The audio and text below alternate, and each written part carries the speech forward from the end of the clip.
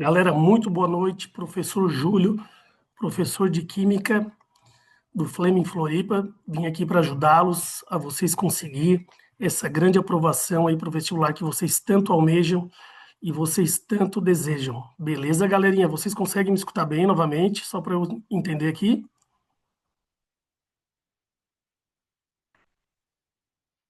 Então, beleza, galera. Eu vou compartilhar minha tela aqui com vocês para nós darmos início ao nosso aulão aqui, tá?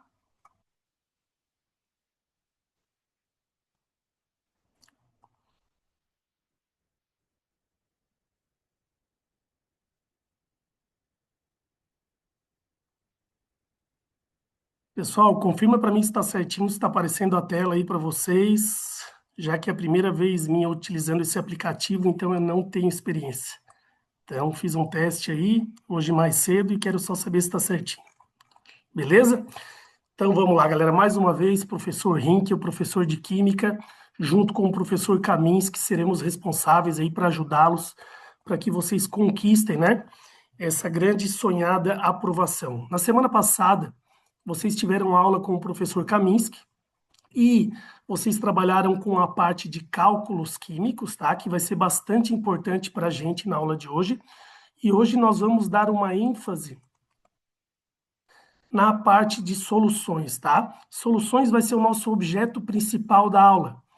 Nós vamos trabalhar com a parte de conceitos, vamos trabalhar com a parte de concentrações, concentração comum, vamos trabalhar com densidade, molaridade, título em massa, título em volume, e eu quero dar uma ênfase bastante especial aqui, galerinha, na parte de titulação, tá? Eu estou crendo firmemente que esse ano vai cair uma questão de titulação. A última questão de titulação que caiu foi em 2021, certo? Então eu acredito fortemente que vai cair esse ano, tá? Pessoal, o que eu venho percebendo nos últimos vestibulares da CAF, não só da CAF, o DESC, UFSC, né, e por aí afora, que as questões elas têm trazido o nome das substâncias, o nome dos ácidos, o nome das bases, o nome dos sais, por exemplo, ácido sulfúrico, hidróxido de sódio, fosfato de cálcio, mas ele não traz as respectivas fórmulas moleculares. Então, eu sinto que o aluno, por mais que ele saiba o conceito, por mais que ele saiba calcular concentrações e titulação, até mesmo a parte de estequiometria, ele tem dificuldade de montar as equações porque ele não sabe o nome das substâncias, tá? Então, vamos trabalhar também um pouquinho com conceitos de ácidos e bases, arrênios, né, nomenclaturas, e também esses conceitos atuais, que são os conceitos de Bronsted, Lowry e Lewis. Tranquilo? E falar em ácidos e bases e não falar de pH, eu acho um baita de um desperdício também. Então, vamos trazer um pouquinho disso aqui também, tá bom, galera? Beleza? Então, qualquer coisinha aí, se travar, eu vi que a aula do professor estava travando no início aí, o professor Eduardo, então vocês mandem mensagem, falem qualquer coisa por aí, tranquilo? Galera, vamos começar a falar aqui de soluções, né? Falar em soluções é falar em misturas homogêneas, tá? Misturas homogêneas são aquelas misturas que são formadas por dois ou mais componentes, sendo um deles chamado de soluto e o outro chamado de solvente, tá? Quem que é o soluto? É aquele que geralmente está em menor quantidade. Quem que é o solvente? É aquele que está geralmente em maior quantidade. Lembrando que o soluto é aquele que é dissolvido pelo solvente e o solvente é aquele que dissolve o soluto, né? Por um processo chamado de solvatação. Beleza, galera? É o abraço que o solvente ele dá no soluto, certo? Então aqui eu tenho um exemplozinho para vocês. Esse exemplo, basicamente, a gente tem o nosso solvente, que é a água, tá? Nós adicionamos um soluto, que é o sal, o NaCl, que é o sal de cozinha, a dissolução desse nosso soluto, formando a nossa solução. Então, se vocês observarem aqui, né, a nossa água salgada, em vista molecular, nós conseguimos observar os íons Na+, e íons Cl-, beleza? Tranquilo? Agora, quais são as condições para que nós tenhamos uma solução? Então, nós temos as condições macroscópicas e as condições microscópicas, tá? No caso das condições macroscópicas, são aquelas que apresentam um único visual, que apresentam um único aspecto, né? São aquelas que as propriedades físicas são as mesmas em toda a extensão da matéria. Então, se eu pegar aqui nessa minha solução de água salgada e medir, por exemplo, a densidade, o ponto de fusão, o ponto de ebulição, vai ser a mesma em qualquer extensão da matéria, tá? Então, nós temos uma solução aqui. E quando nós falamos de microscópico, nós dizemos o seguinte, que para ser uma solução, as partículas têm que apresentar, certo, um tamanho menor do que 1 nanômetro, que é 10 na menos 9 metros, beleza? Tranquilo? Galera, duas coisinhas bastante importantes aqui quando a gente fala de solução. Toda mistura gasosa, ela é o quê? Homogênea. Não existe mistura gasosa heterogênea, beleza? Sangue e leite parecem ser homogêneos, mas não são. Eles são o quê? Heterogêneos. Tudo que decanta ou sedimenta não é homogêneo, é heterogêneo. Beleza, galera? Tranquilinho até então? Outra coisa muito importante, um conceito importantíssimo na parte de soluções, é vocês identificarem quando uma solução ela é eletrolítica e quando a solução não é eletrolítica. No caso, as soluções eletrolíticas são aquelas que conduzem eletricidade em meio aquoso. Por que isso acontece? Porque essas soluções apresentam íons livres, né? E esses íons livres eles serão responsáveis por conduzir a eletricidade, tá? Então, olha só, aqui no caso das soluções eletrolíticas, eu tenho dois casos que ocorrem a dissociação. Isso aqui é bastante importante, tá? O que é dissociação? É quando eu já tenho moléculas que são compostos iônicos e na presença da água, esses compostos eles simplesmente se separam, né? Então, eu tenho o NaCl aqui, que é em meio aquoso, ele vai liberar íons Na+, e íons Cl-. Então, olha só, compostos iônicos que são separados em íons. E eu tenho o hidróxido de sódio, que em solução aquosa também vai se separar em íons Na+, e íons OH-, beleza? Então, também é um composto iônico que vai somente se separar íons. Quando isso acontece, esse processo é chamado de dissociação. Agora, nós temos a ionização, que é o que acontece com os ácidos. Então, olha só, o ácido clorídrico, que é o HCl, ele é uma substância molecular. Então, uma substância molecular é aquela que faz o quê? Ligação covalente. Então, quando em contato com a água, esse ácido clorídrico, o que acontece? A quebra das ligações hidrogênio e cloro, certo? O oxigênio eletronegativo da água, ele atrai esse H+, né, que vai ser quebrado do ácido clorídrico e vai formar aqui o íon H3O+, que nós chamamos de íon hidrônio, tá? E também temos aqui a formação do cloreto, que é o Cl-, tranquilo? Olha só, pessoal, já as soluções não eletrolíticas são aquelas soluções que não conduzem eletricidade. E por que isso acontece? Porque não tem íons em solução. Então, olha só o exemplo aqui da sacarose, né? Quando em meio aquoso, nós temos uma substância sólida que passa simplesmente a ser aquosa. Não há formação de íons, não conduz eletricidade. Outros exemplos também é o álcool em água e também a ureia em água, né? Então, aqui tem uma fotinho que mostra para vocês, né? Esse evento aqui quando acontece. Então, se nós colocarmos dois eletrodos aqui, numa solução de água e sal, nós vamos ter a nossa lâmpadazinha acendendo. Por quê? Porque nós temos íons em solução, beleza? Agora, se nós colocarmos açúcar, álcool, ureia, a lâmpada não acende porque não tem íons em solução, beleza? Agora, se no lugar do sal, por exemplo, fosse um ácido acético, que é um ácido que não é um ácido forte, iria liberar íons? Sim, iria, mas não tantos íons em solução. Então, a lâmpadazinha não ficaria aqui tão forte e tão acesa, beleza, galera? Tranquilo? Agora, pessoal, tem um mantra na química que é muito importante, tá? Essa regrazinha aqui vai salvar vocês de muitas coisas na hora da prova, que diz o seguinte: semelhante dissolve semelhante, né? Então, moléculas não polares, né? Elas vão ser solúveis em solventes não polares. Não polar, apolar, dissolve não polar, apolar, né? Então, como por exemplo aqui, eu tenho tetracloreto de carbono, né? que ele vai ser solubilizado pelo benzeno, né?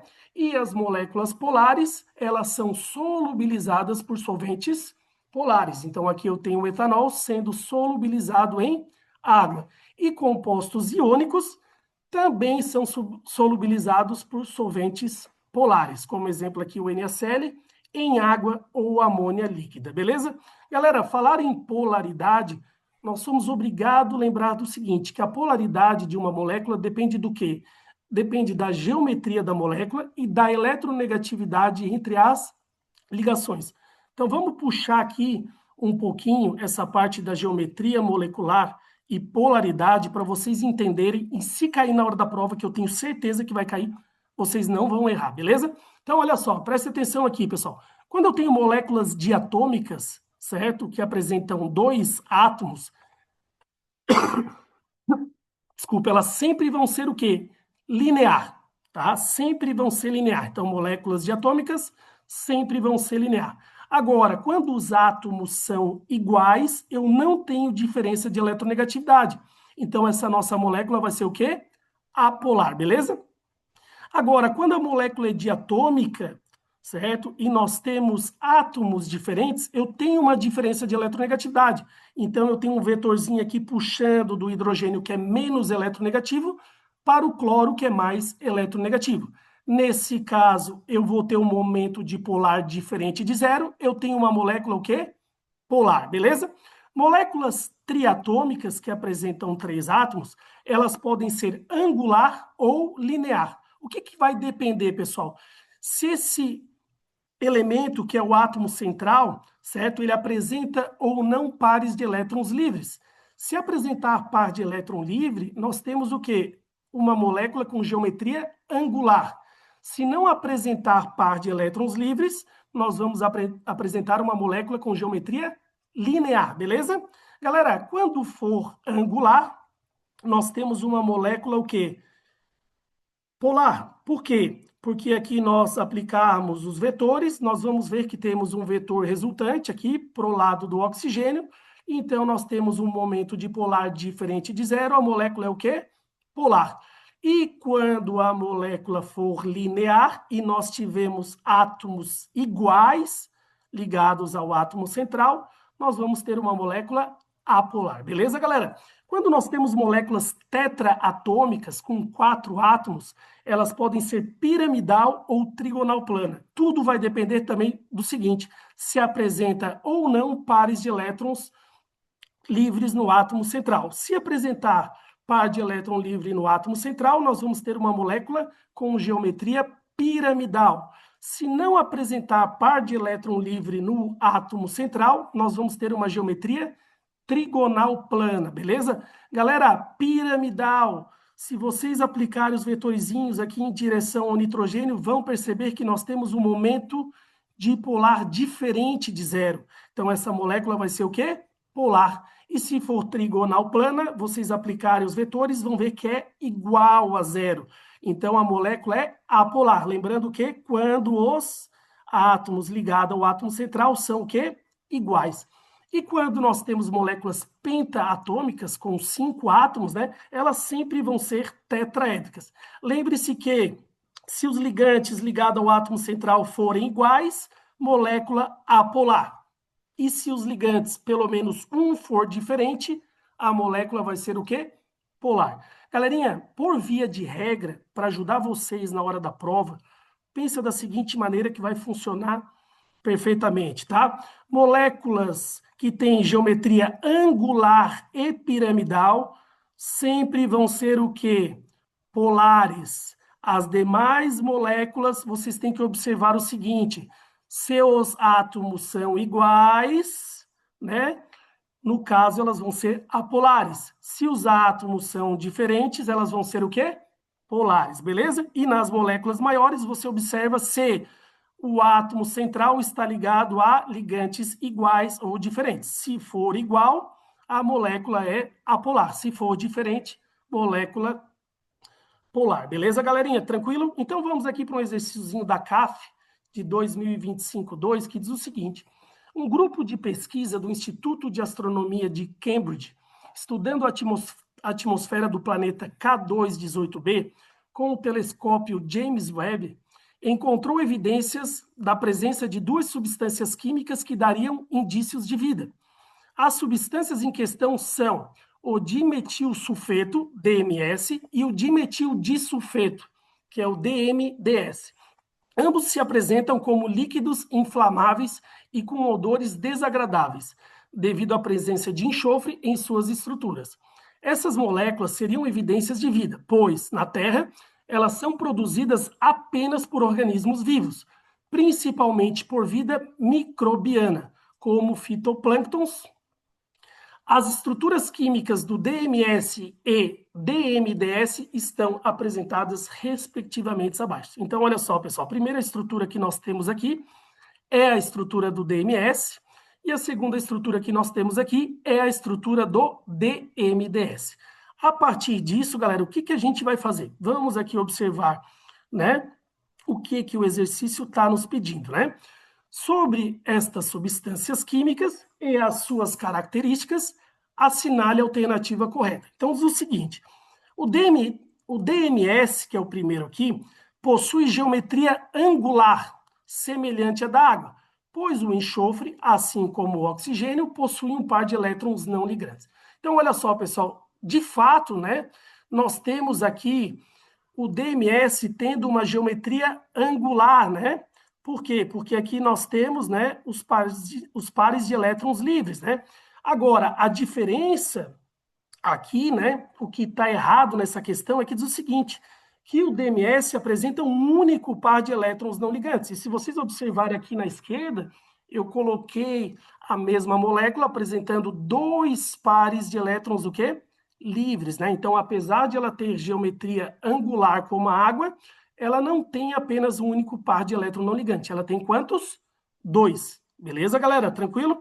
Então, vamos lá para a alternativa B, que diz o seguinte, o DMDS deve possuir ponto de ebulição mais alto do que o DMS, devido à presença de dois átomos de enxofre que resultam em interações intermoleculares mais fortes. Galera, então presta atenção aqui. No caso, nós temos duas moléculas polares, tá? Elas até apresentam polaridades semelhantes, beleza? Mas o que difere uma estrutura da outra aqui, pessoal, se vocês observarem no caso do DMDS, nós temos uma estrutura maior, certo? Então, uma estrutura que tem maior massa. Se tem maior massa, tem maior densidade eletrônica. Se tem mais densidade eletrônica, vai ter mais o quê? Mais superfície de contato.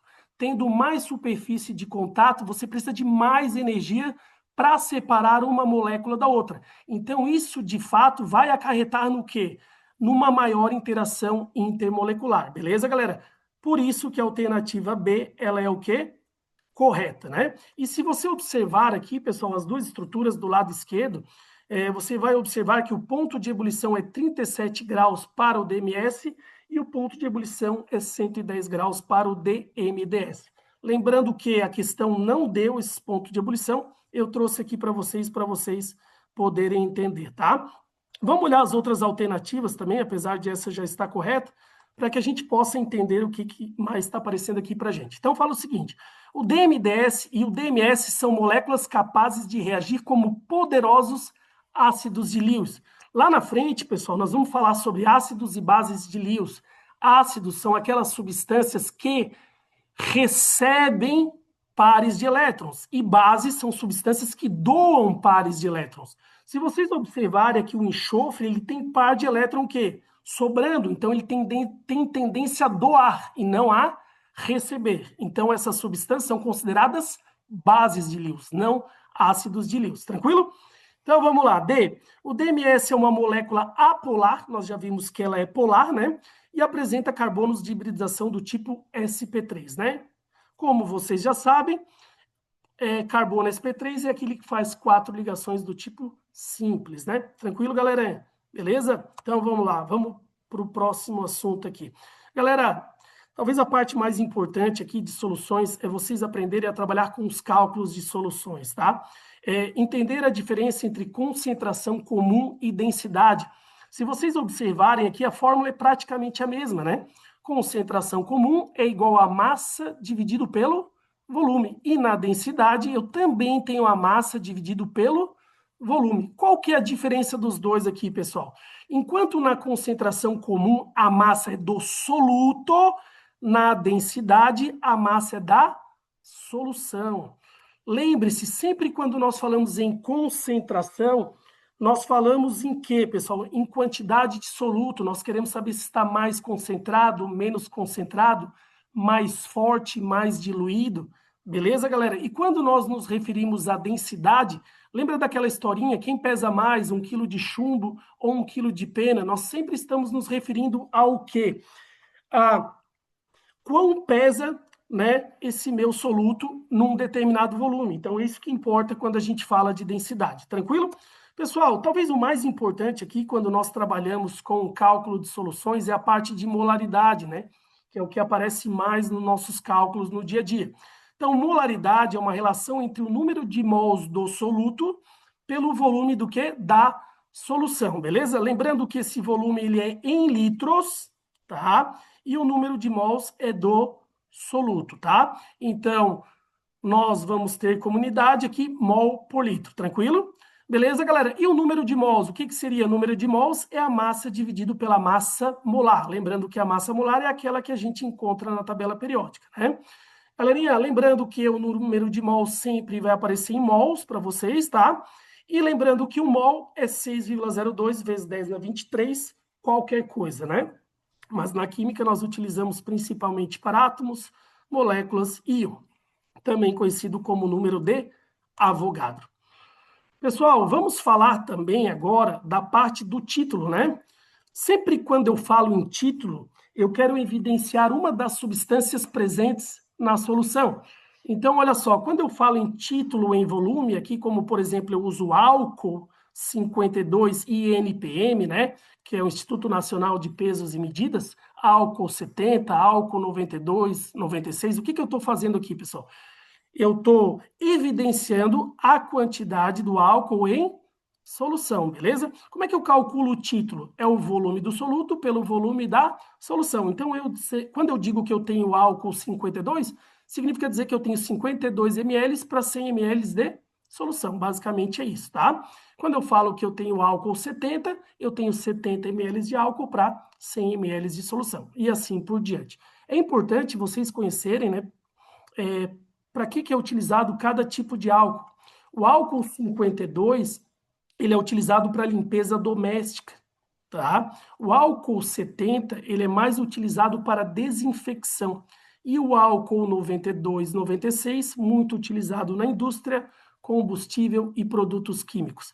É importante fazer um adendo aqui, pessoal, do seguinte, apesar do álcool 92 ser mais concentrado, né, ele não é utilizado para desinfecção, ele não é bom para desinfecção, beleza? Então todo mundo acha, opa, se eu tenho um álcool mais concentrado, ele vai ser melhor, né? Se eu quiser usar ele para desinfecção de mãos, né, braços e assim por diante, não é isso que acontece, tá?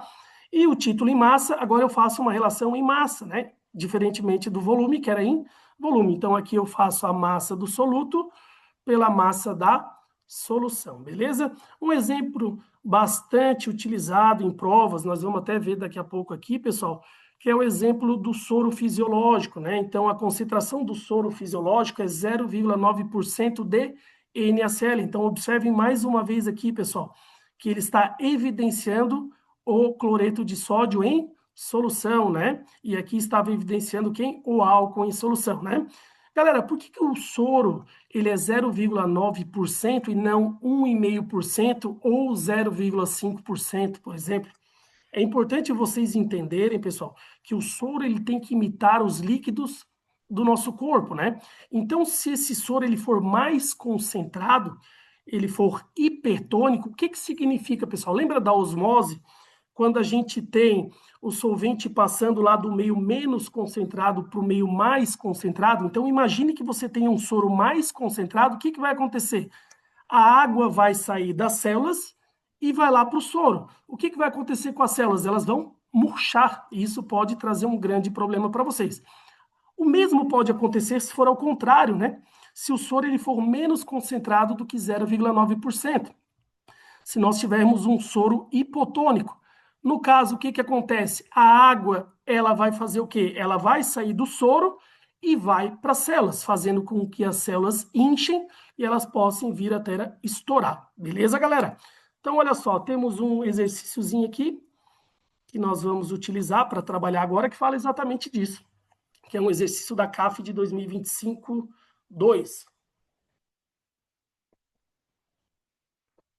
Pessoal, o que que o exercício diz? Ele fala o seguinte: o soro fisiológico é uma solução de mesmas concentrações quando comparadas aos líquidos do corpo humano. Usualmente, a sua concentração é de 0,9%, ou seja, para 100 ml de água, encontramos 0,9 gramas de cloreto de sódio dissolvido. É necessário extremo cuidado na preparação de soro fisiológico, pois uma diferença de concentração pode causar sérios riscos à saúde de um paciente. A administração de soro em excesso, sem motivos, pode causar diversos efeitos colaterais, que vão de tonturas e dores de cabeça até insuficiência renal. Sabendo que a quantidade diária recomendada média de ingestão de sódio é de 2.300 miligramas, o volume máximo aproximado de soro fisiológico, 0,9%, que pode ser administrado para que não seja ultrapassada essa quantidade máxima de sódio em um dia é. Então, olha só, pessoal, uma questão que traz bastante coisa para vocês, tá? É uma questão grande, tem bastante leitura e, além de ajudá-los a resolver essa questão, eu quero ajudá-los a entender a questão. O que que eu gosto de fazer sempre quando eu vou resolver uma questão? Eu construo algo que eu chamo de mapa mental, né? Então, se vocês observarem aqui, na parte inferior da tela, né? E eu pego nesse mapa mental e coloco as informações mais importantes que o texto traz para a gente. Porque, galera, se você não fizer isso, eu acredito que fica muito difícil de você pegar todas essas informações e colocá-las totalmente juntas e conseguir entender aquilo que está sendo dado e aquilo que está sendo pedido, certo? Então, olha só, o que que eu fiz aqui, pessoal? Com a informação que ele dá, bastante importante para a gente, né? Que o soro fisiológico é 0,9%, né? Quer dizer o seguinte, que para cada 0,9 gramas de cloreto de sódio em 100 ml de água. Então, eu anotei aqui embaixo, ó, 0,9% são 0,9 gramas em 100 ml de cloreto de sódio, que é o NaCl. Outra informação que ele deu importante para a gente, que foi o que nós falamos ali no slide anterior, é que se a concentração for alterada, isso pode dar um problema para o paciente, né? Aí o que que ele fala aqui também? Olha só, ele fala que, sabendo que a quantidade diária recomendada média de ingestão de sódio é de 2.300 miligramas, então o que que ele falou? Ele falou que a quantidade diária máxima de sódio é 2.003 miligramas. E a partir disso ele quer saber o volume máximo de soro que essa pessoa pode ingerir, sendo que ela não ultrapasse esses 2.300 miligramas de sódio. Beleza, galera? Então, olha só. Ele fala em quantidades de NaCl, me dá a quantidade de sódio e me pede o volume. Vocês concordam comigo que, primeiramente, pessoal, eu tenho que determinar a quantidade de sódio que eu tenho nessa minha solução de soro fisiológico, né? Então, o que que eu fiz aqui? Eu botei aqui, ó, o NaCl, quando ele sofre dissociação, né? Ele forma íons Na+, e íons Cl-. 1 mol de NaCl, se você buscar na tabela periódica, tem uma massa molar de 58,5 gramas por mol. E 1 mol de sódio, se você buscar na tabela, tem 23 gramas por mol. Galera, se 58,5 gramas de NaCl eu tenho 23 gramas de sódio, só que naquela minha soluçãozinha de soro fisiológico eu só tenho 0,9 gramas, qual é a quantidade de sódio que eu tenho? Então eu fui lá e determinei e cheguei num valor de 0,35 gramas de sódio. Só que eu já dei o pulo do gato aqui, galera, e transformei esse 0,35 gramas para miligramas. Por quê? Porque nós observamos que aqui na questão ele trabalha com miligramas de sódio. Então, galera, eu sei que essa quantidade de sódio está presente em 0,9 gramas de sódio em 100 o quê? 100 ml. Agora, eu posso determinar quanto de sódio pode ser consumido, né? A quantidade em volume de soro que pode ser consumido, utilizando o máximo de 2.300 miligramas. Então, olha só o que eu fiz aqui. Eu sei que em 300 miligramas de sódio e em 100 ml, que a gente viu aqui, né? Só que a quantidade máxima que eu posso ingerir é 2.300 miligramas. Então, nós chegamos num volume de 657 ml ou 0,65 litros. Beleza, galera? A alternativa correta é a alternativa A, beleza? Então, galera, se vocês puderem, se vocês conseguirem, se vocês acharem mais fácil, montem esse mapazinho mental, coloquem as informações mais importantes, vê o que está sendo dado, vê o que está sendo pedido. A mesma coisa que vocês fazem lá na estequiometria aí, pau no gato, beleza, galera? Então, olha só, uma questão basicamente idêntica, né? E olha só, com uma diferença de tempo muito pequena. Então, pessoal, pode realmente vir cair isso mais uma vez agora na provinha de vocês. O que ele diz? As bebidas isotônicas são formuladas para auxiliar na reposição de sais minerais, íons e água após atividades físicas intensas. Uma das substâncias frequentemente presentes é o cloreto de magnésio, que fornece íons Mg2+, e íons Cl-, importantes na regulação osmótica, manutenção do ritmo cardíaco e na saúde muscular. Além do cloreto de magnésio, essas bebidas ainda contêm diversos outros sais minerais, além de vitaminas e açúcares, entre outros componentes químicos. A rotulagem de uma garrafa de 500 ml de uma bebida isotônica informa conter 0,028 mol por litro de íons cloretos. Considere também para esta situação que a única fonte de magnésio e cloreto na formulação deste isotônico é o cloreto de magnésio dissolvido. Aí ele fala, sabendo que o consumo excessivo de magnésio pode trazer problemas graves à saúde, como doenças cardíacas, e que a quantidade diária de íons magnésio ingerida para uma pessoa adulta deve ser de 420 miligramas. Logo, o número de garrafas de 500 ml dessa bebida isotônica que pode ser consumido sem que seja ultrapassado o limite diário de ingestão é. Então, olha só, galera, mais uma vez, uma questão extremamente grande, né? Eu acho que eles querem vencer vocês mesmo pelo cansaço, não pelos cálculos, né? Então, galera, mais uma vez, olha ali no cantinho esquerdo, fiz um mapazinho mental com as principais informações que o exercício deu, tudo aquilo que foi dado e aquilo que está sendo o quê? Pedido. O que ele diz aqui, pessoal? Ele fala o seguinte, que em uma garrafa de 500 ml de uma bebida isotônica contém 0,028 mol por litro de um cloreto, beleza? Aí o que ele fala? Ele fala que a quantidade máxima diária de magnésio que a gente pode absorver é 420 miligramas. Aí ele quer saber o seguinte, qual é o volume de garrafas, máximo de garrafas, que eu consigo ingerir sem ultrapassar essas 420 miligramas? Tá, galera? Então é basicamente isso que o exercício quer. Só que olha só, mais uma vez, pessoal, ele deu a concentração em mol por litro e ele trata em quantidades de magnésio. Então, mais uma vez, você vai ter que montar a equação química. Só que olha só o que acontece aqui, aquilo que eu falei para vocês antes. Ele não falou para vocês, ele não deu nenhuma substância química em termos de fórmula molecular, ele só deu o quê? Nomenclaturas, né? Então, olha só, você tem que saber, pessoal, que o cloreto de magnésio é o MgCl2. Se você não souber que o cloreto de magnésio é o MgCl2, você não vai acertar a questão. E você tem que saber que o MgCl2, que é o cloreto de magnésio, quando ele sofre dissociação, ele libera íons Mg2+, e íons Cl-, na proporção de 1 mol para 1 mol e 2 mols de Cl-. Tá, galera? Se você não souber disso na hora da prova, você não acerta. Então, por isso que eu acho muito importante vocês conhecer as nomenclaturas dos ácidos, das bases e dos sais. Beleza, galera? Então, olha só, qual foi a concentração que ele deu para a gente de Cl-? Não foi 0,028 mol por litro? Lembrando que é 0,028 mol por litro para 2 mols de Cl. Como eu vou trabalhar com quantidades de magnésio, eu tenho que fazer a proporção molar. Se aqui é 2 para 0,028, para 1 mol eu tenho 0,014. Beleza, galera? Tranquilo? Isso aqui é importantíssimo, tá? Então, olha só, agora que eu sei a molaridade do magnésio, nós podemos determinar o número de mols do magnésio. Como é que a gente faz isso? Galera, essa quantidade de 0,014 mols que nós encontramos, certo? Como é mol por litro, é para 1 litro. Só que cada garrafa a gente tem quanto? 0,5 litros. Então, vamos determinar a quantidade de mols. Por que eu vou determinar a quantidade de mols?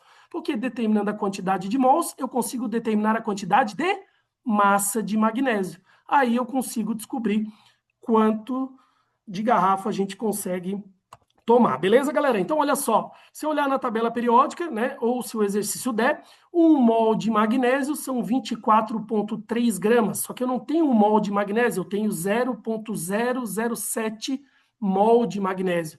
Isso aqui me dá um total de 0,70 gramas de magnésio ou 170 miligramas de magnésio. Então, o que significa dizer? Significa dizer o seguinte, que em cada garrafa, em meio litro, eu tenho uma quantidade de 170 miligramas de magnésio, tá? Então, é o que a gente vê aqui. Em 2 garrafas, eu tenho o dobro de magnésio, né? Eu tenho 340 miligramas. E em 3 garrafas, eu tenho 510 miligramas. Como a quantidade máxima é 420 miligramas, pessoal, a quantidade máxima de garrafas que a gente consegue ingerir são quantas garrafas? 2, né? Então, se vocês observarem ali nas alternativas, na alternativa A diz o seguinte, 2 garrafas podem ser ingeridas sem ultrapassar o limite diário. Beleza, galera? Tranquilo? Então, vamos lá, mais uma questãozinha aqui que envolve essa parte de concentrações, tá? Então, olha só, galera, o captopril é um inibidor da enzima conversora da angiotensina ACE, usado para o tratamento da hipertensão e alguns tipos de insuficiência cardíaca congênita. Sua fórmula molecular é C9H15NO3S e seu nome segundo a IUPAC é ácido 1,2-S-2-metil-3-sulfanil-propanoil pirrolidina 2-carboxílico. É um pó cristalino branco com um odor ácido e sulfuroso.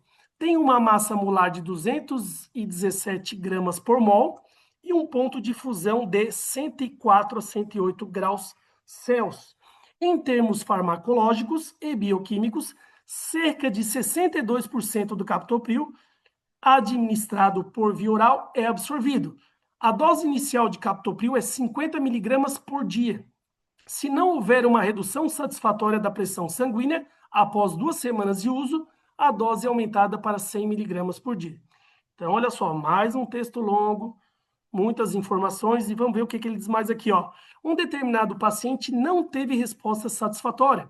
Redução da pressão sanguínea nas 2 primeiras semanas de tratamento. Assim, o número de átomos de oxigênio provenientes exclusivamente do medicamento absorvido pelo organismo do paciente ao final da 3ª semana de tratamento é 21 dias. Galera, olha que salada aqui. Então, ele dá a fórmula molecular, dá a massa, né, molar, ele fala a quantidade de captopril que pode ser absorvida por dia, né? Ele fala quantos dias, ele fala que somente 62% é absorvido, então são muitas informações. Vamos montar aquele nosso mapazinho mental para que vocês coloquem as principais informações, tá? Então, a primeira coisa que eu botei aqui, pessoal, que são 21 dias de tratamento, tá? E a quantidade que ele tomou, que ele absorveu, né? Que ele tomou, na verdade, apenas 62% foi absorvido. E a partir disso, ele quer saber quantos átomos, né? O número de átomos de oxigênio presente. Então, olha só, pessoal, qual é o primeiro passo? Então, vamos determinar a massa de captopril, né? Que ele ingeriu. Então, olha só, como ele utilizou o remédio durante 21 dias, pessoal, vamos lembrar que nos primeiros 14 dias, a dose é de 50 miligramas ao dia. Então, 50 vezes 14, ele ingeriu 700 miligramas, certo? E nos últimos 7 dias, para fechar os 21 dias, ele ingeriu, né, doses de 100 miligramas ao dia, no total também de 700 miligramas. Então, no total dos 21 dias, foi ingerido 1.400 miligramas. Mas como nós vimos ali no nosso mapa mental, apenas 62% foi o quê? Foi absorvido. Se apenas 62% foi absorvido, então vamos calcular a quantidade que foi realmente absorvida. Então, o que eu vou fazer? Eu vou pegar 1.400 miligramas, que foi a quantidade total, e multiplicar por 62%. 0,62, faço uma regra de 3, o que vocês acharem mais fácil, né? Então, olha só, pessoal, chegamos a uma quantidade de 868 miligramas, ou 0,868 gramas. Agora que eu sei a massa do captopril que foi, né, absorvida pelo corpo, o que nós vamos fazer? Nós vamos primeiro determinar o número de mols de captopril, porque determinando o número de mols de captopril, nós podemos determinar o número de átomos presentes, tá? Então vamos lá, o terceiro passo aqui, pessoal. Eu sei que um mol de captopril, nós vimos ali na questão, é 217 gramas, né? Só que nós não temos 207 gramas, nós temos 0,858 gramas, tá? Isso nos dá 0,004 mol, ou 4 vezes 10 na menos 3 mols, beleza? Então, olha só, pessoal. Agora, sabendo a quantidade de mols, vamos calcular a quantidade de átomos, né? De oxigênio no captopril. Galera, presta atenção aqui, ó. 1 mol de moléculas de captopril. Olha só lá, a fórmula molecular do captopril é C9H15NO3. Quantos oxigênios nós temos? 3. Então, para cada mol de moléculas de captopril, eu tenho 3 mol de átomos de oxigênio. Beleza, galera? E olha só, 3 mols são o quê? 3 vezes 6,02 vezes 10 na 23. Se vocês quiserem trabalhar com 6 vezes 10 na 23, não tem problema também, dá no mesmo, tá, galera? Então, olha só, o que vocês vão fazer aqui? Agora, nós não temos 1 mol de moléculas de captopril, nós temos apenas 4 vezes 10 na menos 3 mols de captopril. Se vocês multiplicarem isso aqui, vocês vão chegar a uma quantidade de átomos de oxigênio de 7,2 vezes 10 na 21 átomos. Então, olha só, galera, olha a roda que a gente teve que rolar para poder resolver esse exercício, né? Então, primeiro calculamos a quantidade, para depois a quantidade absorvida, para depois calcular o número de mols. Sabendo o número de mols, a gente descobre o número de átomos, tá? Então, uma questãozinha aí bastante chatinha de ser resolvida. Beleza, galera? Tranquilo? Então, olha só. Estou colocando as minhas fichas fortemente na questão de titulação, tá, galera? Então, presta atenção nisso aqui com bastante carinho para que vocês entendam, né? E saibam resolver lá na hora da prova questões sobre titulação. Galera, titulação nada mais é o seguinte, eu tenho duas substâncias, tá? Uma delas fica aqui nessa bureta, tranquilo, que é chamada de solução padrão, tá? Também chamada de titulante, é a solução que nós temos o que? A concentração conhecida, tá? E aqui no Erlenmeyer, aqui embaixo, nós vamos ter uma outra solução, chamada de solução problema, ou também titulado, e essa solução, ela apresenta o quê? Concentração desconhecida. Então, o que a gente vai fazer? A partir dessa concentração conhecida, nós vamos descobrir o quê? Essa concentração desconhecida, tá, galera? Existem vários tipos de titulação. Existem titulação ácido e base, titulação de complexação, de precipitação, tá? Titulação de oxirredução, mas a principal que nós trabalhamos aqui, pessoal, a nível de ensino médio, é a titulação ácido e base, tá? Como é que funciona? Vamos olhar aqui um exemplo aqui prático, né, pessoal? Então, olha só, aqui na nossa bureta, nós temos o quê? O NaOH, certo? O NaOH é a nossa solução padrão, é aquela que a gente conhece a concentração. E aqui no nosso Erlenmeyer, nós temos a nossa solução problema, que nós não conhecemos o quê? A concentração, certo? Nós adicionamos aqui um indicador, certo? Que nesse caso é um indicador fenolftaleína, que ele vai nos mostrar quando, né, o número de equivalência do ácido é igual ao número de equivalência da base. Já que nós estamos trabalhando com uma reação de neutralização ácido e base, quando a coloração muda, significa que nós temos o quê? O nosso ponto de viragem, que é o nosso ponto de equivalência. Lembrando que fenolftaleína em meio ácido tem o quê? Ele é incolor, e fenolftaleína em meio básico é rosadinho aqui. Beleza, galera? Tranquilo? Então, olha só, o que vai acontecer aqui? Presta atenção, olha só. Abri aqui a minha bureta. Lembra que o volume aqui inicial é quanto? 50 ml, certo? Desculpa. Depois que começou a pingar aqui as gotinhas de NaOH na solução, o que começa a acontecer?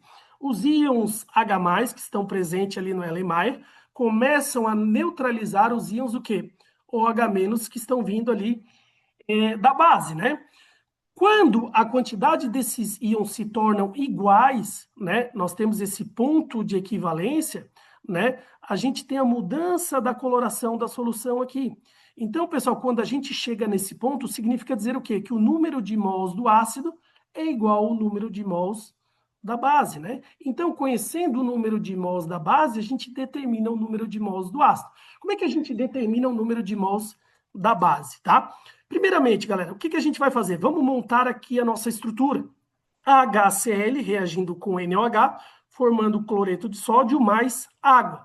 Lembrando que as proporções estequiométricas elas são extremamente importantes aqui, tá? 1 mol de HCl para 1 mol de NaOH, certo?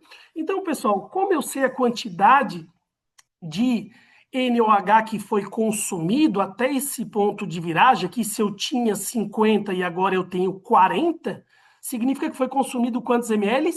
10 ml, certo? Eu posso dizer o seguinte, então, olha só, eu tenho a concentração de NaOH, tá? 0,1 mol de NaOH para 1 litro de solução. Essa é a minha concentração molar aqui, 0,1 mol para 1 litro de solução. Só que no caso aqui, quanto é que a gente utilizou de NaOH? Não foi somente 10 ml, que é 0,01 litro? Sim, então vamos determinar a quantidade de mols de NaOH. Então chegamos a uma quantidade de mols de NaOH de 0,001 mol de NaOH. Agora que eu sei a quantidade de mols do NaOH, eu também sei a quantidade de mols do HCl. Então, olha só, como a proporção aqui é 1 para 1, se eu tenho 1 mol de NaOH, e eu encontrei uma quantidade de 0,001 mol, como a proporção é 1 para 1, aqui também vai ser 0,001 mol. Beleza, galera? Se aqui fosse 1, aqui fosse 2, então aqui não seria 0,001 mol de HCl, caso aqui fosse 2. Seria 0,002. Tem que ficar ligado nisso, tá? Agora que eu sei a quantidade de mols de HCl, eu posso determinar o quê? Eu posso determinar a molaridade do HCl. Eu sei que esse 0,001 mol que eu encontrei é para uma quantidade de 0,25 litros, que é o que eu tenho aqui no meu Erlenmeyer, certo? Só que como a concentração é mol por litro, então eu vou determinar a quantidade de mols em 1 litro.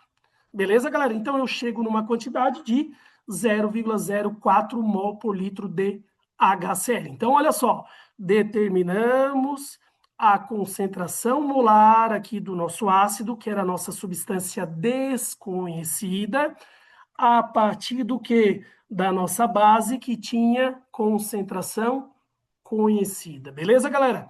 Então, olha só, último exercício que caiu sobre isso, a última questão que caiu sobre isso, foi na prova da CAF de 2021/1. Então, já faz 5 anos, galera, que isso não cai. E eu tenho fé, eu tenho força que isso aqui vai cair. Beleza, galera? Então, vamos lá, vamos juntinho aqui resolver essa questão. Mais uma questão que traz bastante texto, mas vamos dar uma corridinha aqui para que a gente consiga trabalhar tudo. Diz o seguinte: dureza da água é a propriedade relacionada com a concentração de íons de determinados minerais, principalmente sais de cálcio e magnésio, dissolvidos na água. No Brasil, a portaria número 2.914, de 14 de dezembro de 2011, do Ministério da Saúde, estabelece o VPM, valor máximo permitido de 500 miligramas por litro de concentração total de cálcio e magnésio para que a água seja admitida como potável. Uma água é considerada muito dura quando apresenta uma concentração de CaCO3, que é o carbonato de cálcio, superior a 180 ppm.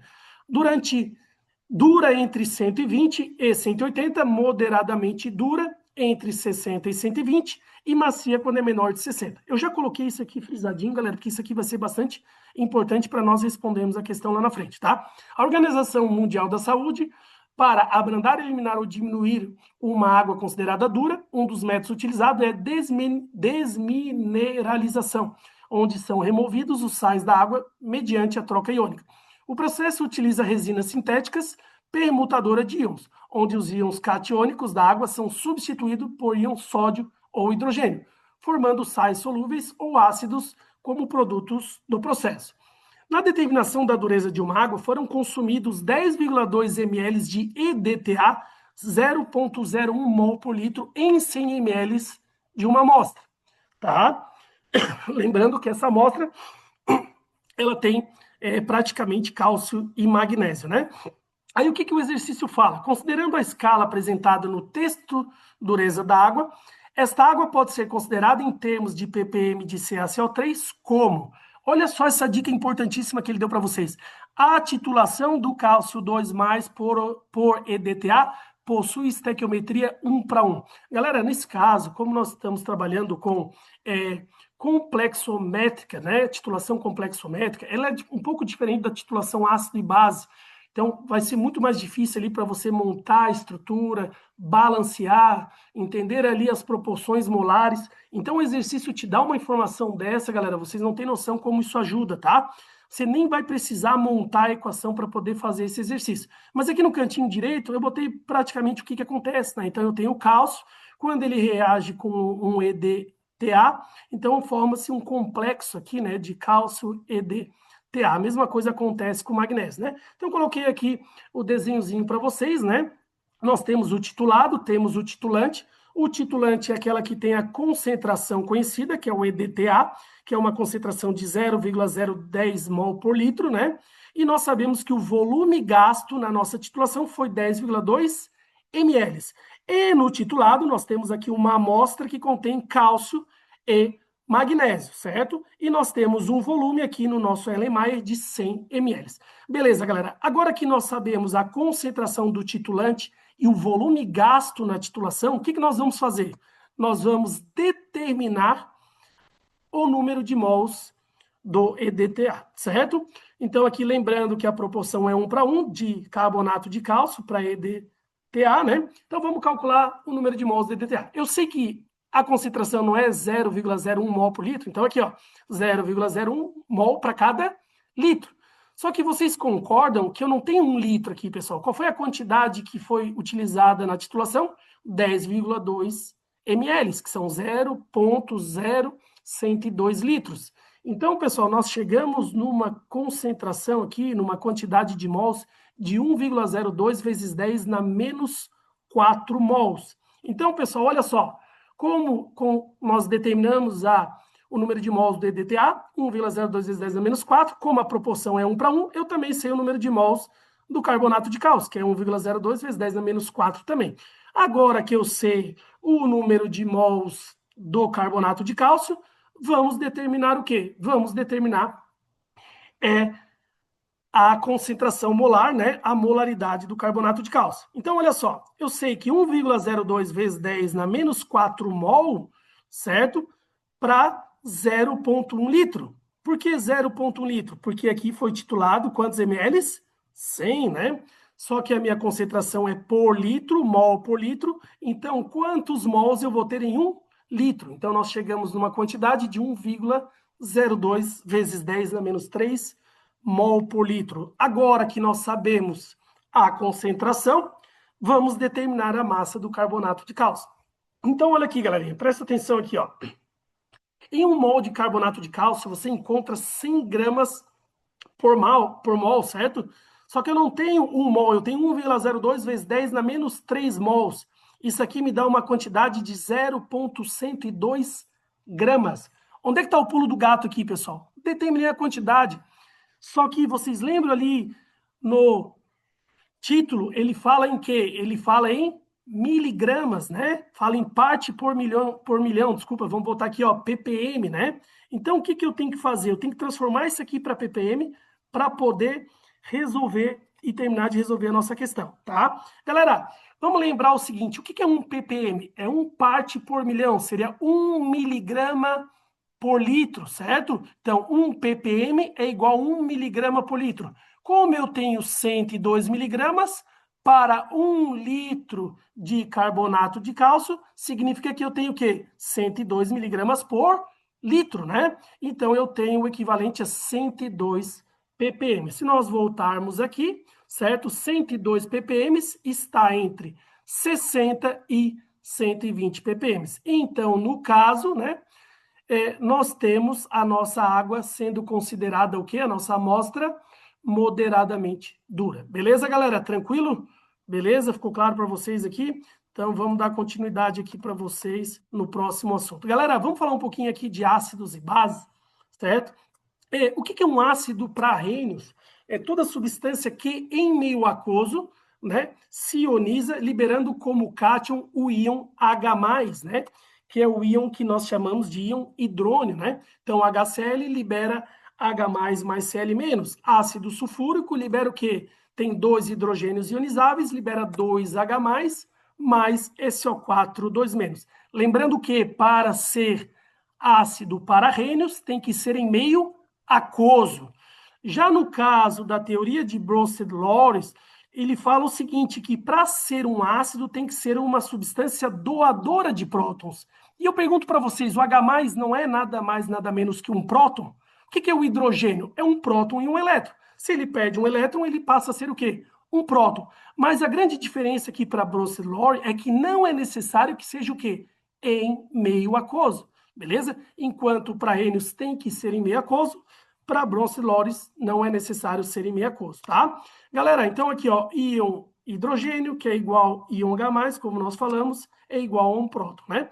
E para a teoria de Lewis, né, ácido é toda substância que recebe um par de elétrons. Galera, esse nome cai bastante em prova também, ele é um eletrófilo.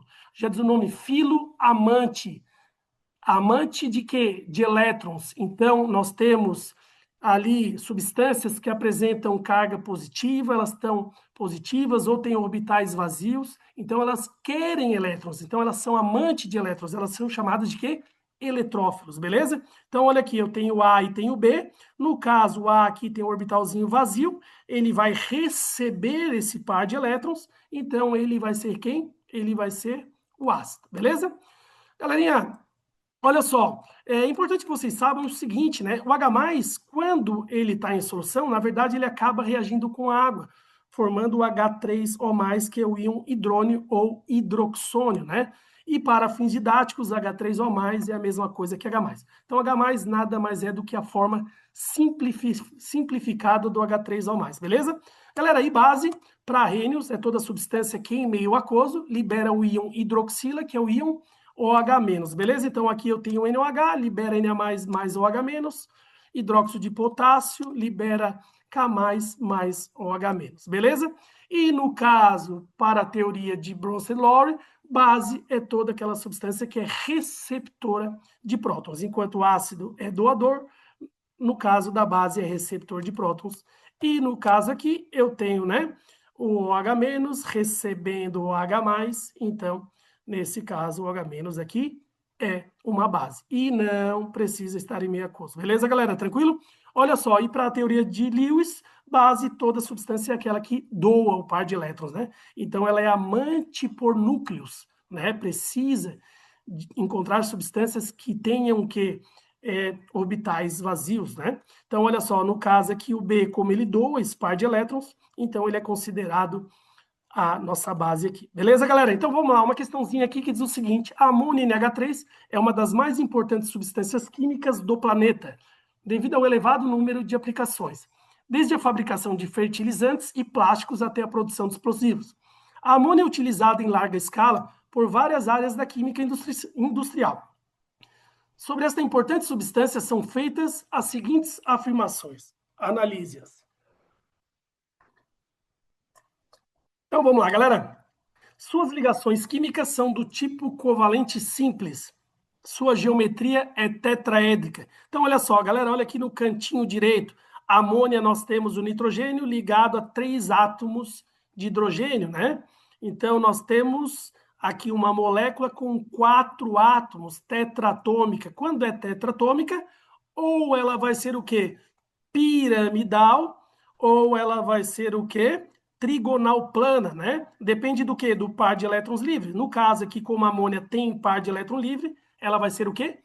Piramidal. Beleza, galera? Então ela não é tetraédrica. E ela também é uma molécula polar, nós já vimos isso também, beleza? Também formada por ligações simples. O problema está aqui em dizer que ela é tetraédrica e ela não é. Ela é o quê?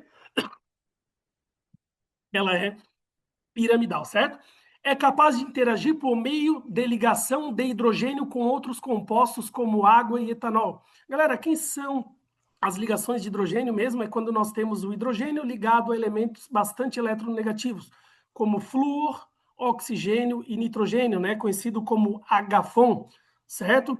Então, pessoal, olha só. No caso, o etanol tem o OH, né? Então, ele também faz ligação de hidrogênio, a água também tem o OH, o oxigênio ligado ao hidrogênio, então também faz ligação de hidrogênio. Então, nesse caso, nós vamos ter interações, sim, intermoleculares entre a amônia e a água e o etanol, beleza? Então, a 02 é verdadeira. 3. Pode atuar como base de Lewis, graças ao par de elétron isolado, que possui em seu átomo de nitrogênio. Então, olha só, tem o parzinho de elétron aqui livre. Então, o que é uma base de Lewis? É toda aquela substância que doa aquele par de elétron. Tem aquele parzinho de elétron sobrando. Então, ela pode ser sim o quê? Pode ser sim uma base de Lewis. Beleza, galera? Tranquilo? 4. Em reações orgânicas, é um excelente eletrófilo. Galera, se tem o par de elétron livre, significa dizer o seguinte, que ele vai doar esse par de elétron livre. Então, ele está atrás de substâncias que querem, né? Então, ele é um amante de núcleos. Então, ele é um nucleófilo e não um eletrófilo, né? Então, a resposta certa aqui é a resposta A. Beleza, galera? Tranquilo? Olha só, nomenclatura dos ácidos. Temos os hidrácidos, certo? Quando os hidrácidos são nomeados, a gente dá o nome ácido mais a terminação hídrico. Ácidos são todos aqueles ácidos que não contêm oxigênio. Então, aqui, ó, HF, ácido fluorídrico. HCl, ácido clorídrico, né? E aqui um que confunde bastante a galera é o H2S, que é o ácido sulfídrico, não é o ácido enxofídrico, pelo amor de Deus. E o HCN é o ácido cianídrico, né? No caso, galera, dos oxiácidos, né, tem duas maneiras de a gente colocar a nomenclatura, né? Então, ou a partir do ácido padrão, ou a partir do NOx, né? Então, a gente faz o seguinte, pessoal, existem alguns ácidos que nós chamamos de ácidos padrões, né? Que é o HClO3, que é o ácido clórico, o ácido sulfúrico, o ácido nítrico, o ácido fosfórico e o ácido carbônico. Todos eles terminam com a terminação que? Ico, né? Então, olha aqui na imagem aqui de baixo, olha aqui, ó. Esse ácido padrão, por exemplo, aqui o ácido clórico, né? Se ele perde um oxigênio, então ele sai de HClO3, ele vai para HClO2. Aí a gente muda a terminação. Em vez de ser ico, vai ser o quê? Oso, né? Se pegar o ácido padrão e tirar dois oxigênios, a gente muda ali o sufixo e o prefixo. Vai ficar hipo mais oso, ácido hipocloroso. E se nós pegarmos o ácido padrão e adicionarmos um oxigênio, a gente só adiciona ali o sufixo per, né? Então vai ficar ácido perclórico, beleza? E eu acho a maneira mais fácil, pessoal, a maneira que trabalha com o NOx, né? Então, sempre quando o NOx do átomo central for mais um ou mais dois, né, nós vamos colocar o prefixo hipo e a terminação oso, mais 3 ou mais 4, sufixo oso, né? Mais 5 ou mais 6, sufixo ico. E quando for mais 7, per e ico no final. Então, olha só, o HClO3 aqui, por exemplo, pessoal, o oxigênio é menos 2, certo? O NOx dele, eu tenho 3 oxigênios, vai ser menos 6. Cada hidrogênio é o quê? Cada hidrogênio é mais um. Então, eu só tenho um hidrogênio mais um com menos 6, mais 5. Então, tá aqui, ó, se for mais 5 ou mais 6, terminação ico. Então, eu tenho ácido clórico, né? Então, vamos olhar aqui, ó, HClO. Eu tenho aqui oxigênio menos 2, hidrogênio mais 1. Então, o NOx aqui vai ser o quê? Mais 1. Quando for mais 1 ou mais 2, usamos o prefixo hipo e a terminação oso. Então, ácido hipocloroso. Beleza, galera? Tranquilo? Vamos falar um pouquinho da nomenclatura das bases, né? Quando a gente nomeia as bases, a gente tem que olhar o seguinte: se o NOx do cátion é fixo ou não, tá? Que é do metal. Isso aqui é extremamente importante.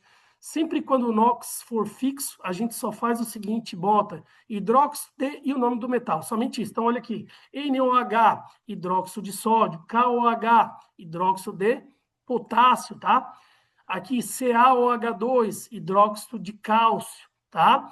Outra coisa importante, pessoal, são os 3 últimos elementos aqui, né, que apresentam o NOx fixo. O alumínio, o NOx dele é mais 3.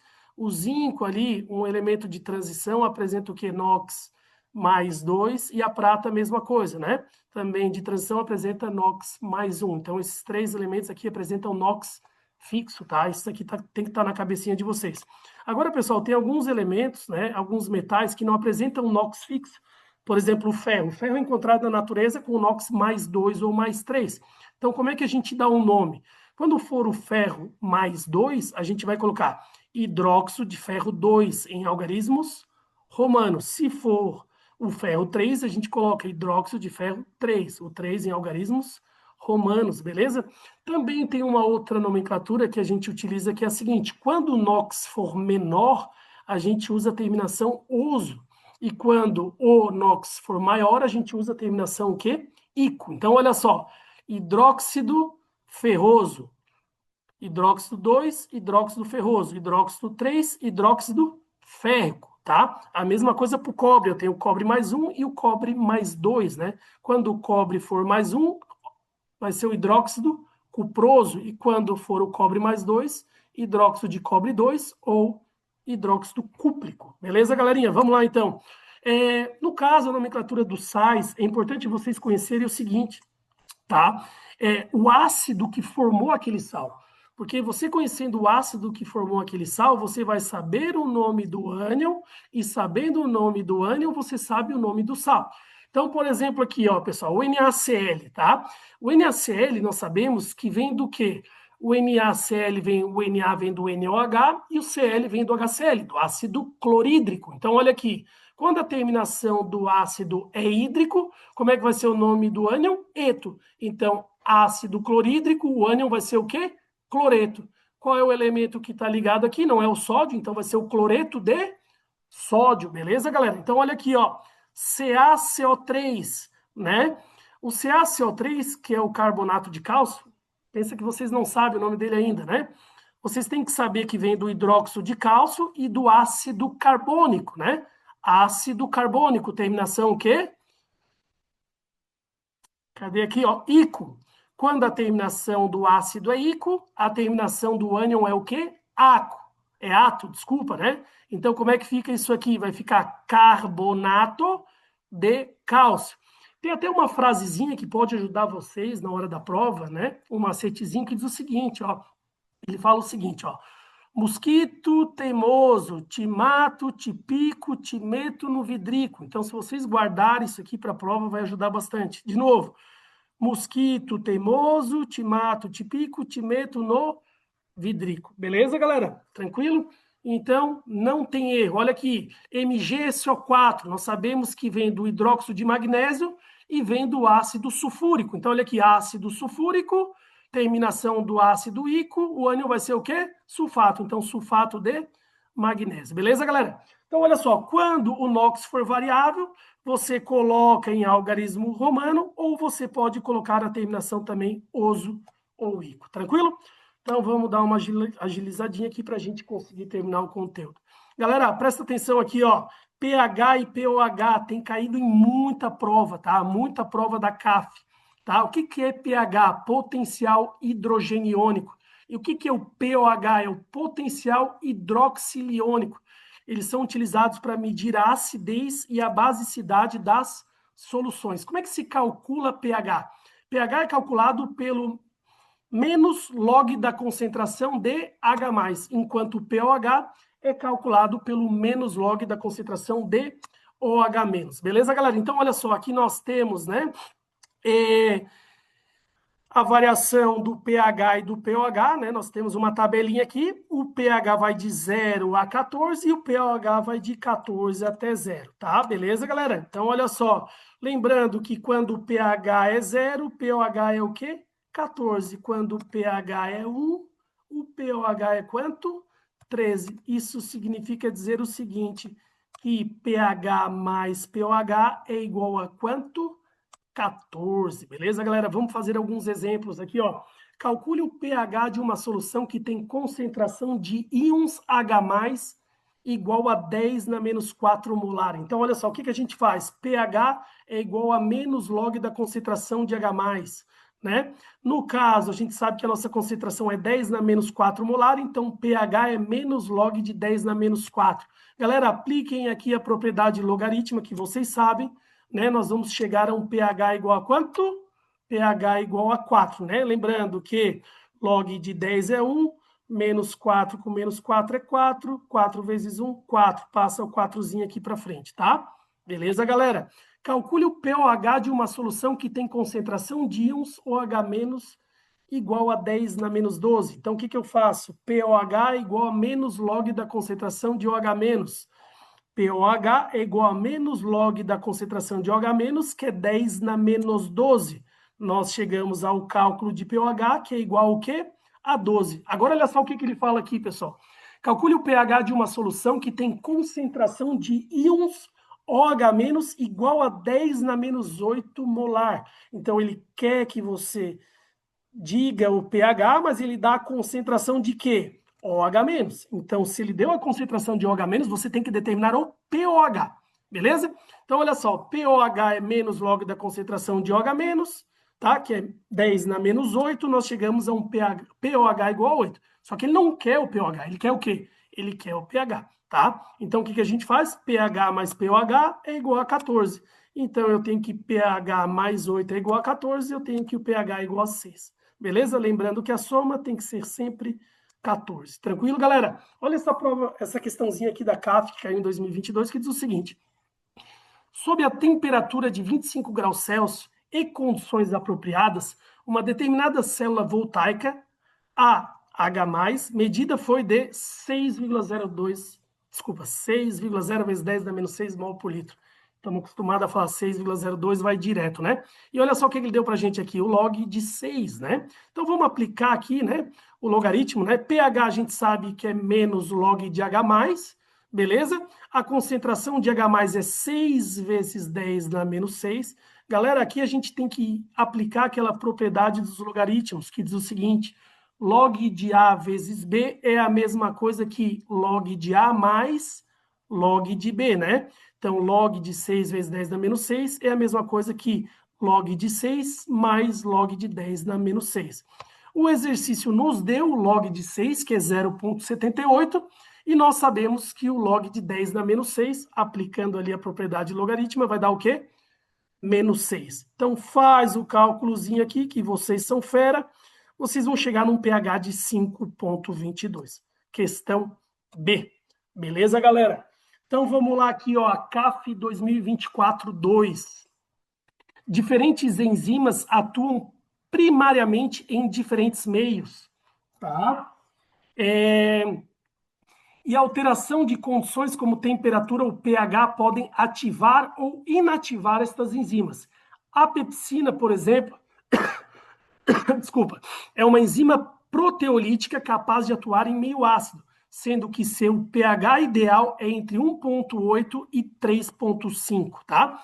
Sobre esse tema, assinale a alternativa correta. Então, olha só o que ele diz.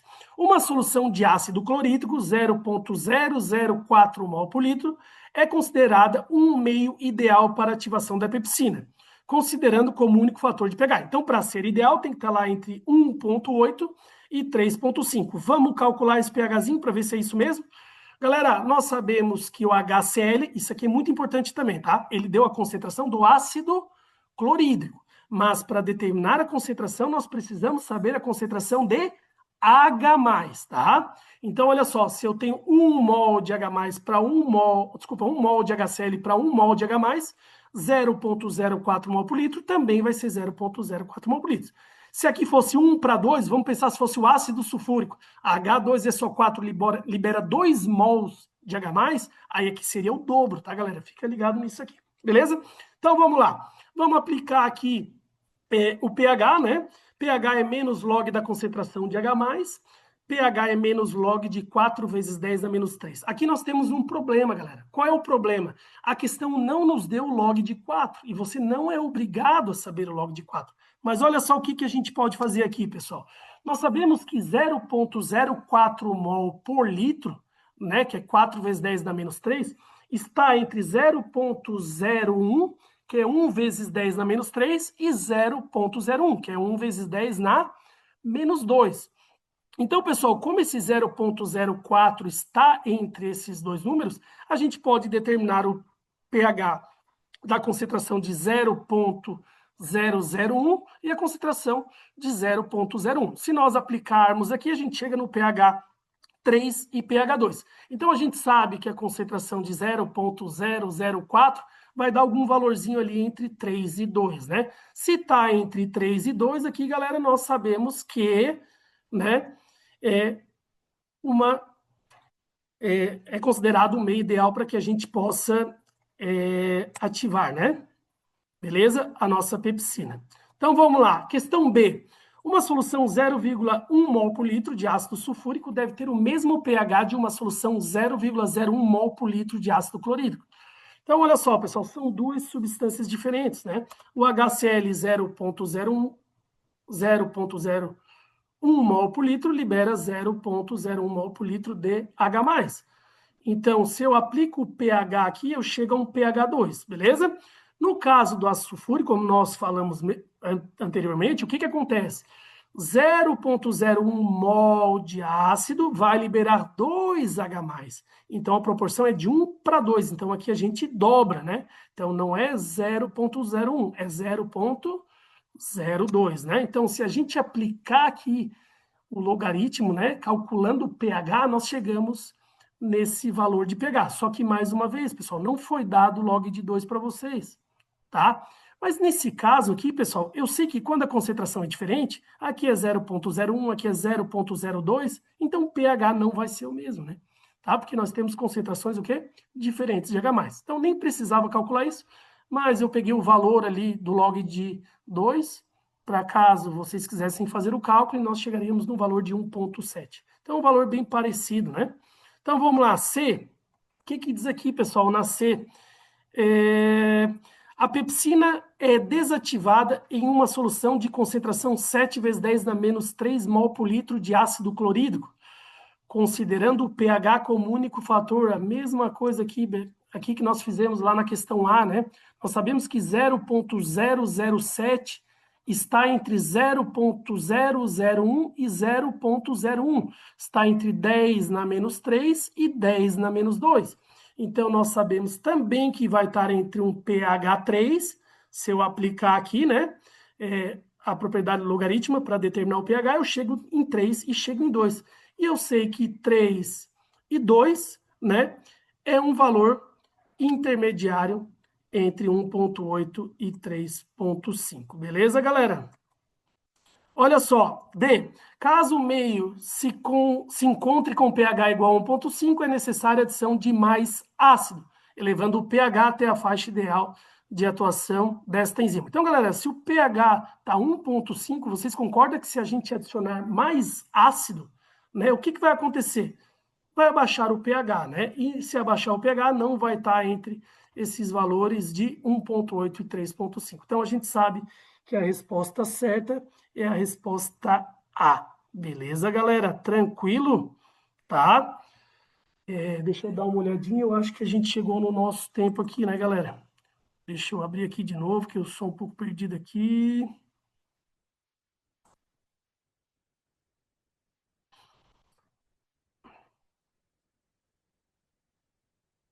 Galerinha, então quero aproveitar aqui o momento para agradecer a presença de todos vocês, tá? Foi um prazer poder trabalhar com vocês na noite de hoje. Sei que foi tudo muito corrido aqui, tá?